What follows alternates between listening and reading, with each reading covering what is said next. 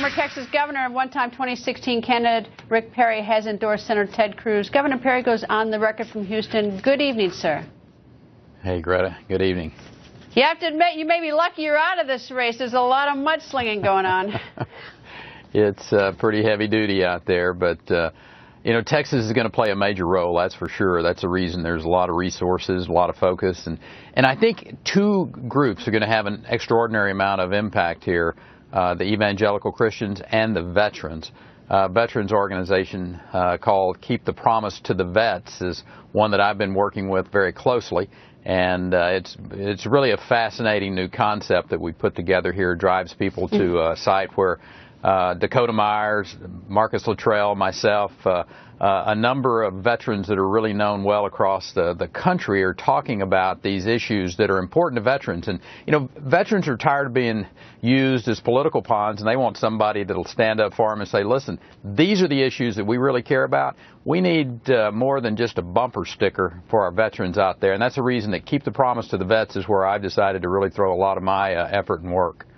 Now, I know that you have endorsed Senator Ted Cruz, and so I got to do this to you. Back in June, you were talking to Sean Hannity, and to Sean, you were talking about it, and you said, if you're going to fly from Dallas to London, do you want to get on an airplane that's got a very high-time seasoned pilot sitting in the front seat, or do you want someone who gives a heck of a speech and can tell you about all the aerodynamics and why the airplane stays and meteorology and only has 150 hours of flying that particular plane? You're going to have your family in the most experienced position. They take that was directed then at Senator Ted Cruz because he was a freshman senator. And am I wrong in thinking that? And I might add some other folks too. It was pointed to. You know, a year ago I thought it'd be Jeb Bush and myself talking about who had the most experience, and that's not what the American people want, and I recognize that. So we're down to between three people, and actually I think we're down to two, between Trump and Senator Cruz.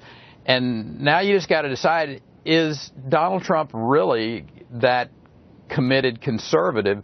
And I got to say, beats me. I mean, which Donald Trump are we talking about here? The one that used to be for an assault weapons ban and now has become Mr. Second Amendment? Or are we talking about the one that when asked if he had ever asked God for forgiveness, he said, no, I've never done anything that I thought raised the level that I need to ask God for forgiveness for? So, you know, evangelical Christians have a real decision to make in this. If you're going to go with somebody who would say that publicly, Ted Cruz doesn't have that problem. I mean, Ted Cruz is a... It's sort of interesting that Jerry Falwell Jr., president of Liberty University, evangelical Christian, he's come out strong for Donald Trump. I know. It's stunning to me that I mean, either Mr. Falwell's not paying attention, or he has a whole different concept about salvation by grace than I do. If you don't understand it in your mind intellectually, and you don't understand it in your heart spiritually, that salvation comes through grace, and you get that by asking God for forgiveness, I don't know where Jerry Falwell's coming from, but that's not the church I grew up in. Governor, always nice to see you, and all eyes on Texas tomorrow. Thank you, sir. Greta, it's going to be a big show in Texas.